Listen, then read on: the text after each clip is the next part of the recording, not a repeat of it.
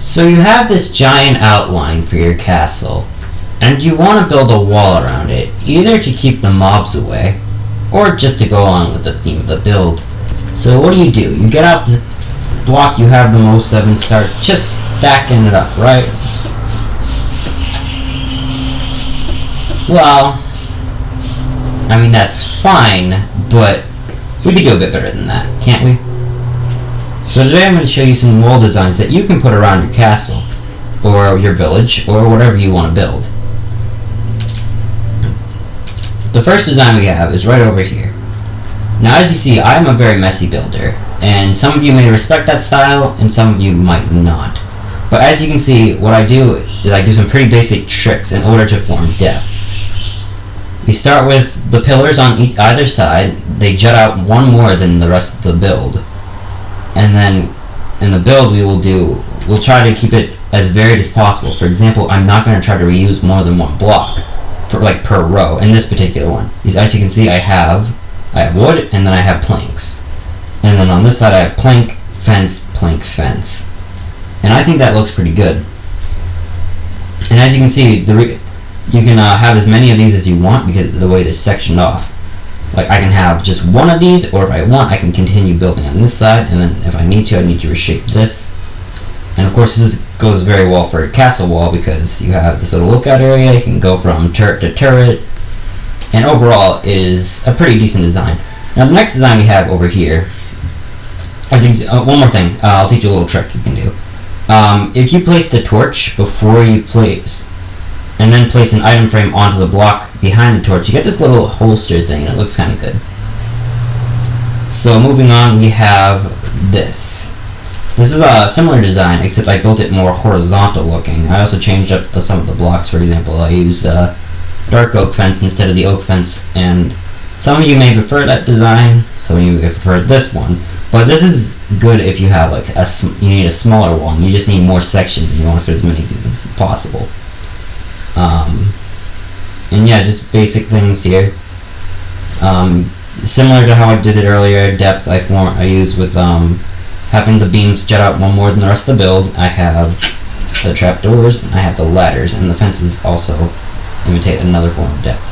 This next wall is kind of like, this wall can tell a story. So this wall is good. This kind of wall, what I did here is a simple trick. I had a depth of 4. Because if I just had it at depth of 1, it would just look like, oh, I ran over there, I built a wall, and I blocked through it, hit some things, and now, oh, there's just holes in the wall. But no, if you give the wall depth, it makes it look a lot better. This is a depth of 4. This particular one I did without starting with a base wall. I just kind of placed around. And it looks like a crumbling wall. Maybe you put it around a crumbling city. Maybe you have a city way in the middle and you just have a wall on the outskirts that looks something like this, so it looks like it's not very well maintained. Or maybe you have something similar to this surrounding a garden, because of course the garden represents like nature, and nature's taking back what you built. This next wall we have going on here is like something you might want to put around a manor. Bit similar to the two over there, but a bit different. Now, obviously this is a gate, so if I were playing, I could just walk right through this. And the way I did the pillars, and this is depending on how you want to build your wall, you might build it a little bit differently, but basically I just kind of made these juts out here, and this could definitely be a good end piece. However, if this wasn't the end, I might simplify this to make it look a bit more like I could connect more pieces to it. But for the sake of this one, I just wanted to look like I put the whole thing. Like this is the whole wall. And then I guess I could have it go back. Again, trapdoors, and I think the trapdoors and ladders go great together. Buttons, and then little covers for the buttons. Like say this is a doorbell, and to avoid like rain getting to the electric work, you put a little roof over the doorbell, something like that. And of course, I tried to do different lighting for each. This one doesn't have any lighting because you don't need lighting for an abandoned city. It doesn't make it look better. This is just a basic street post I use sometimes. The stick you know what I call it, the block with the wall with the stick with the ball on the top or something. I don't know. And then I just use like the little holster things, so it looks like medieval. And then here I kind of just got fancy with my light source just to make it look like somebody rich lives here. And of course, the gate, what's this called? Yeah, I think it's called Iron Gate. It's just on the top to make it look like it's a rich person. It's a gated community, you know. And this is the last wall I built. Again, I did a depth of 4. And how I did this was as opposed to this one where I didn't have a base wall, with this one I did build a base wall. Now this is like a raided city kind of wall. Like it's been freshly raided, maybe like some pigmen came out of this portal or something. And then the nether's taking over like the realm. I think I look a bit better. Hold on, let me just fix something real fast.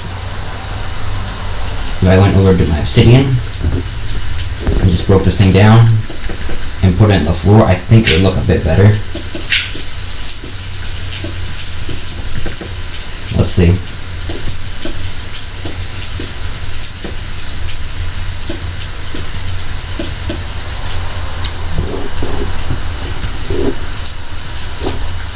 And then let it, yeah, that looks a little bit better, I think. And it's just like this is a pretty popular technique, is you make it look like the portal's attacking the overworld or whatever. Oops, I did it again. Gosh dang it. Ooh, the frame rate right now. Alright. So this is a very popular technique, have the portal look like it's attacking the overworld, and just have it like something like this. Like some people like to do netherrack, some people like to do the whatever. And so what I did was I just built a base wall and built it out of wool, and what I did was I lit parts of it on fire while it was raining, so parts of it would burn and other parts would not. It would get doused by the rainwater. So it just makes it look like it was freshly burned. And the blocks I use, such as magma block, such as the burning netherrack, and make sure not to use wood, because obviously if you have fire straight on, it's going to go all over the place, even though it would make more sense if it was wood. But yeah, so basically what I did is I just used like something like coal, something weird happened. I did have coal blocks in some places, but I guess they despawned for some reason. That's weird. But yeah, it just looks like a burning wall. Like for example here, and here I had coal blocks. The coal blocks burn? I don't know. That'd be interesting. Let's see. Yeah, it does. Did not know that happened. But yeah, I guess if you wanted to still use coal blocks, such as myself, I could just move the thing around. That's interesting. Did not know coal blocks burn. But yeah, that's a good looking ash thing. Didn't know coal blocks burned. And of course, the regular coal ore blocks look cool too, because they look like ashes falling, like maybe from up there. And yeah, those are the 5 wall designs I came up with. New. I'll move this here. Maybe something like that. Yeah, looks better. New. I don't know if that'll spread. It probably will. But yeah, if this the wall can really, like, obviously I can just build the stone thing around, but I feel like if everything you build is detailed, it just sets your world apart much more, and that includes the walls. So I hope this tutorial may have helped you, and if you'd like to see more of this in the future, I don't know, you could like it, you can comment on it, and if you want, you can even tell me which one is your favorite, and maybe I'll be using any of these in the future. Thank you so much for watching.